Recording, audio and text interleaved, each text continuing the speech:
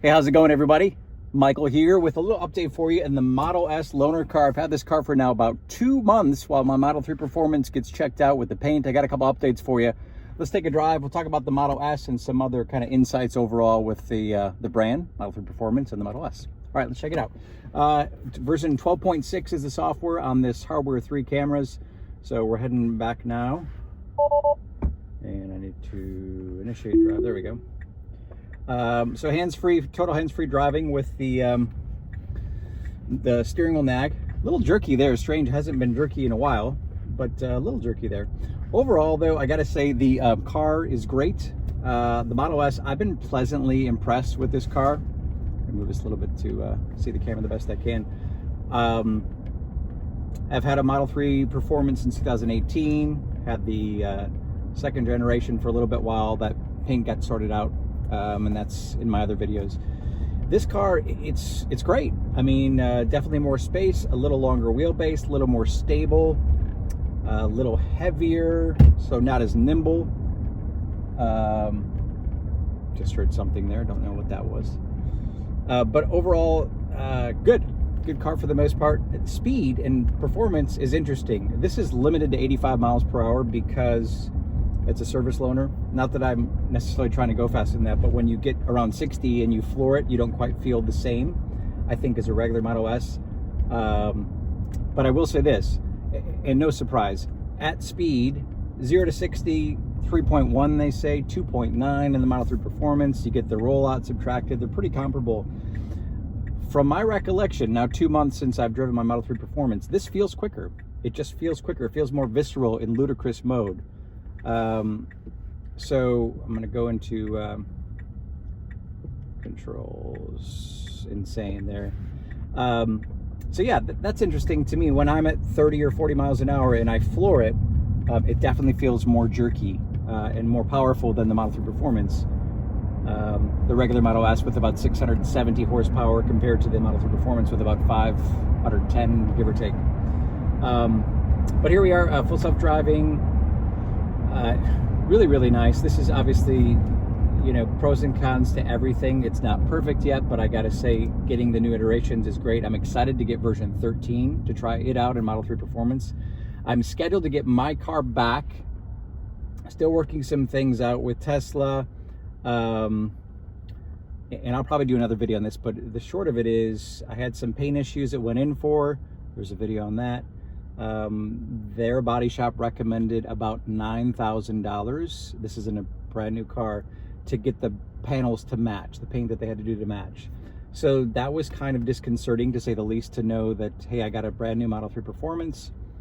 It had a hood issue that went back, and then a couple of spots I noticed, $9,000 later. And I said, look, with all due respect, I'm paying for a brand new car.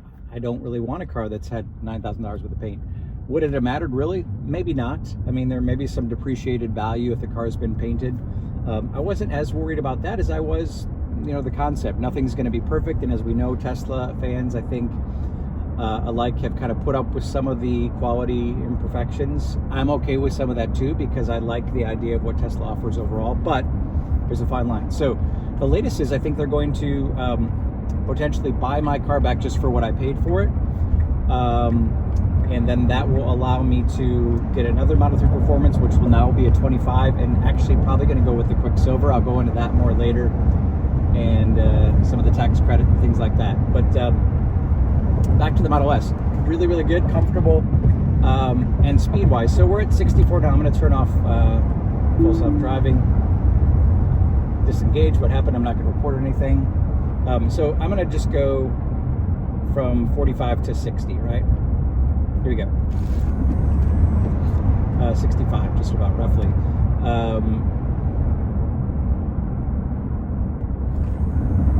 It definitely feels to pull a little harder than the Model 3 Performance, right around 60 there. I'm going to turn it back on. Not immeasurably, nothing like a Plaid would, but I got to say, I was pleasantly impressed with the acceleration and the power and how it feels. It feels definitely more rigorous, just more power overall. And it is more power, but it's a heavier car, so I thought it would kind of equate. I've seen some other reviews. Some people said, hey, a Model S Plaid from launch with my Model 3 Performance, we were neck and neck initially, until eventually at speed the Plaid took over, as we know. So look, if dollar for dollar, if it was the same cost, same rebates, I might consider a Model S. My other video is storage. This has been so great to put my recycling items in for the trip to the recycling center. The hatch, you just open it up and go. Model 3 Performance, got a do a little bit more to get into it. So overall, really, really nice car. Pleasantly surprised I am. This is a 23, which is the current body style. Obviously the Plaid has some other bits and pieces and the extra third motor. But for those of you considering, hey, do I go a used Model S or a new Model 3 Performance? I gotta tell you, it's worth looking at. I know the Model 3 Performance, in the $50,000 range after the rebate, and you can find some Model S's out there in that price range, even some Model S Plaids, older, in the $60,000 range, give or take. So something to consider. Any other questions, comments, let me know. Happy to answer any of those.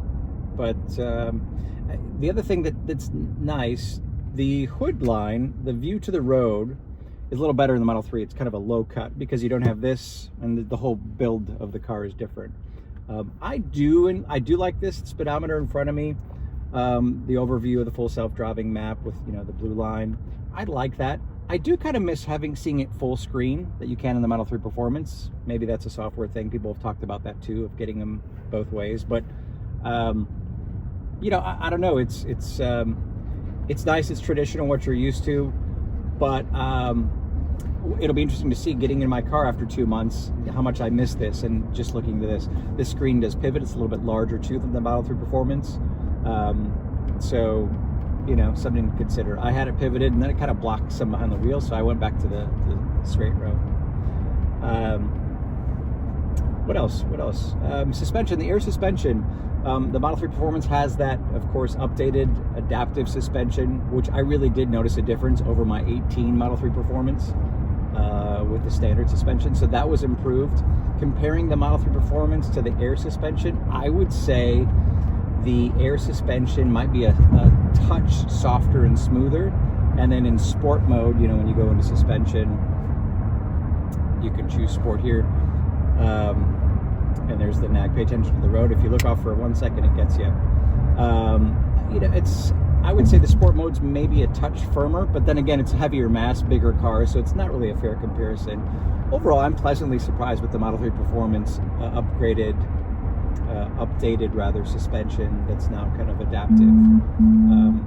So that's good. I'm gonna ignore this call, and I'm gonna go back to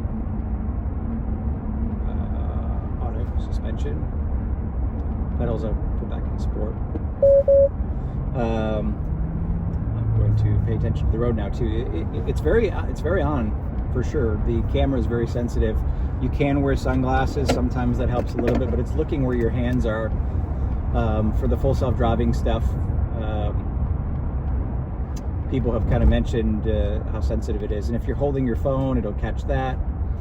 Sometimes my phone, I'm just putting on the charger, it'll catch that. So, but you can look a little bit more with glasses on, and that does help a little bit with interaction. I do think still though, if I'm looking over at the screen, kind of like I just was,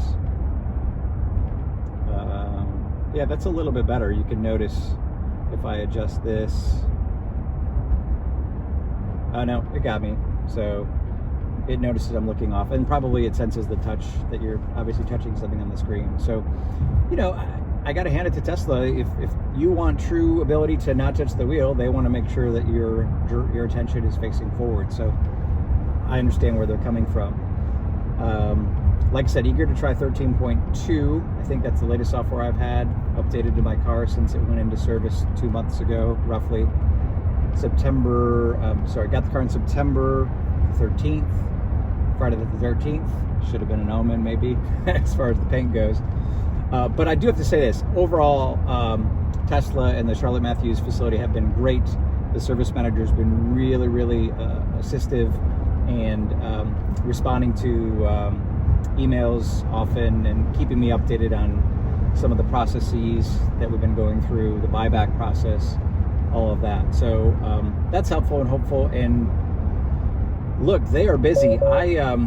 I work in the car industry. I sell BMW and Mercedes, and when I went in for my delivery, I want to say they had like 40 deliveries that day. So it's a different beast for sure. Kind of a mass-produced, product, as we know, and that's where I think they're learning on some of the quality and the fit and finish. And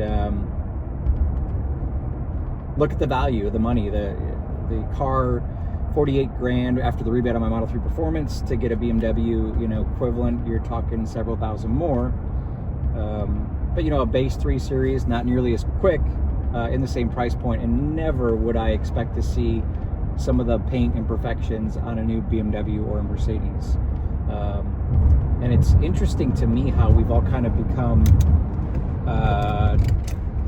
complacent, or I guess tolerable is the better word, with Tesla. To an extent. I mean, that's where obviously I'm going through this process now, but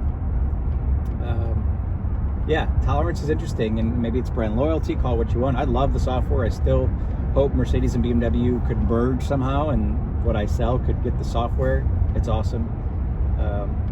But anyway, a number of topics I've touched on. If there's something specific you're looking for, hey, I'm looking at a Model S or Model 3 Performance, let me know this or that. I'm happy to try to delve into it. But yeah, overall good, and I'll keep you posted on what happens with the next one. I will delve into this other thing a little bit. I had a silver car, the original silver metallic, really wanted another silver, so the Quicksilver, when it came out, I was bummed that it didn't qualify for the tax credit.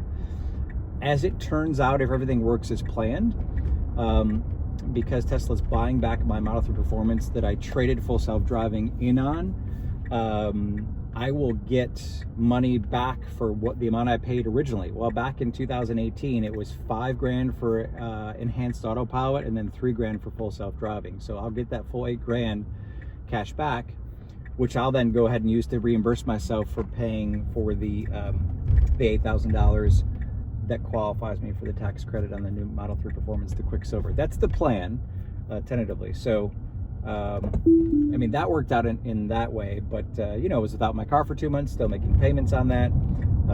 Tesla's gonna pay the difference between what I owe on the loan and then what the value is, which is what I paid for the car. So that's kind of where it is. I just turned this off. I'll take over here now. But little update for you overall. Any other questions, comments, holler my way. Sorry, I've been a little bit tied up with work and a growing family, so I haven't been able to do as many updates and videos as I wanted, but hopefully this gives you a little taste of what the Model S has been like, and we'll get that Model 3 Performance back here soon, any day now, while I'm waiting for the buyback process, and then go through the Quicksilver order process, which is pending. The 25 just says pending, coming soon, but nobody had an exact day, so we're not sure. I might be without a car for a little bit, but anyway, long press to hold. Hey, I hope everyone's doing well and off to a good 2025.